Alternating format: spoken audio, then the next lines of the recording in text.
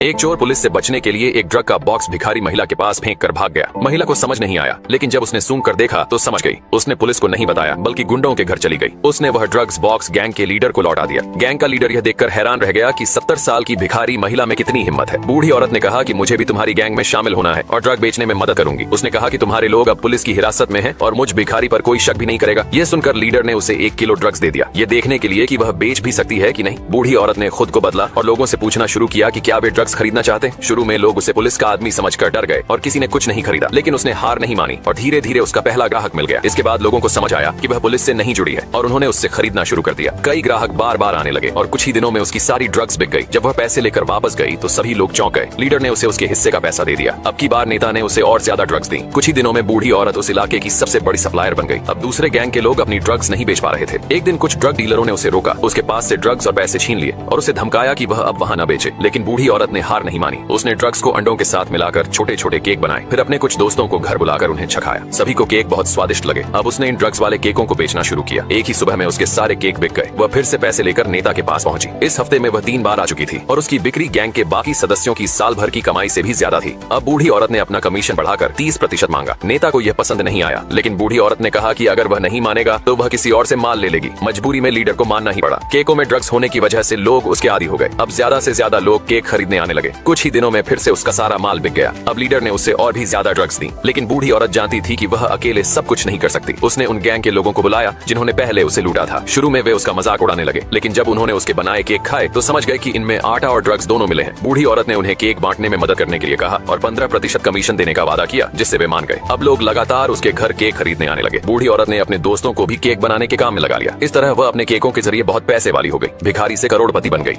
एक लड़की ने सोने जैसे चमकदार मोतियों का एक पूरा डिब्बा लिया। उसने पूरी रात मेहनत की, उन मोतियों से एक शानदार जबरदस्त ड्रेस बनाई। अगली सुबह उस मोतियों से जड़ी ड्रेस को देखा तो सब हैरान रह गए, यहाँ तक कि उसकी बॉस जो एक डिजाइनर की मास्टर थी वो भी दंग रह गई। बॉस उस ड्रेस को अपना बताने लगी, लेकिन यही तो लूसी की चाल थी, क्योंकि उसी ड्रेस में उसने अपनी बॉस एनी को हराने का राज छुपा रखा था। शाम को कंपनी के नए फैशन शो में एक बाइक रेड कारपेट पर आकर रुकी। धुएं से घिरी बाइक से लूसी एक नए रूप में बाहर निकली। सोने और काले रंग की ड्रेस सबका ध्यान अपनी ओर खींच रही थी। सबकी नजरें अब बॉस से हटकर लूसी पर थीं। तभी लूसी के साथी ने सारे लाइट्स बंद कर दिए। एक बड़ी इमारत पर लिंडा नाम प्रोजेक्ट हुआ। लोगों के बीच से वह स्टाइल में निकल गई। अब लिंडा फैशन की दुनिया में एक रहस्यमय और चर्चित नाम बन गया। कुछ दिन बाद लंदन में एक और इवेंट हुआ। इस बार जैसे ही एनी अपनी कार से निकलने वाली थी, दरवाजा खुला ही नहीं, वो सील था। तभी लिंडा एक लंबी ड्रेस में सामने आई और एनी की कार पर चढ़ गई। उसकी ड्रेस ने पूरी कार को ढक दिया। काले और लाल गुलाबों से सजी वो रॉयल ड्रेस फिर से सबकी नजरें चुरा ले गई। अगले दिन हर अखबार और न्यूज चैनल पर लिंडा की चर्चा थी, लेकिन एनी अपने पद को कोई चुनौती देना नहीं चाहती थी। उसने तुरंत इस लिंडा के बारे में जानकारी इकट्ठा करने को कहा, लेकिन पुलिस भी उसका कोई सुराग नहीं ढूंढ पाई। उधर लूसी, जो अब भी कंपनी में काम कर रही थी, अगली ड्रेस डिजाइन करने में जुटी थी। उसे नहीं पता था कि अब एनी को शक हो चुका है। एनी ने उससे पूछा कि वो खुद को क्यों रोक रही है। लूसी ने कहा कि वो सिर्फ अपने खाली समय में कुछ एक्सपेरिमेंट कर रही है। एनी ने कहा, यहाँ कोई निजी समय नहीं होता। अगले फैशन शो में एनी खुद लिंडा की डिजाइन की हुई ड्रेस पहनकर आई। तभी एक कचरे वाली गाड़ी वहाँ आकर रुकी और उसमें से ढेर सारे पुराने कपड़े गिरे। उनमें से लिंडा फिर से एक नए अंदाज में निकली और जब वो कचरे की गाड़ी पर खड़ी हुई तो वो कपड़े असल में एक 15 मीटर लंबी शानदार ड्रेस निकली। लोग तस्वीरें खींचने दौड़ पड़े और फैशन शो की मेजबान एनी गुस्से से कांपने लगी। अब फैशन हाउस की बिक्री गिरने लगी। एनी ने वकीलों से कहा कि लिंडा को जेल भेजो, लेकिन कोई ऐसा कानून नहीं था जिससे उसे पकड़ा जा सके। अब एनी की आखिरी उम्मीद थी साल का सबसे बड़ा फैशन शो, जिसमें वो वही सुनहरी ड्रेस पहनकर अपनी पहचान फिर से बना सकती थी। उधर लिंडा ने अपने साथी को फैशन हाउस में भेजा और जानबूझकर कुछ सबूत छोड़ दिए ताकि एनी को लगे कि कोई ड्रेस चुराना चाहता है। एनी ने तुरंत सभी ड्रेस एक तिजोरी में बंद कर दी। यही तो लिंडा चाहती थी। फैशन शो वाले दिन जब तिजोरी खोली गई तो उसमें से सैकड़ों कीड़े निकल आए। सारी ड्रेस बर्बाद हो चुकी थी और दर्शक डर के मारे भागने लगे। असल में वो सुनहरे मोती कीड़ों के अंडे थे।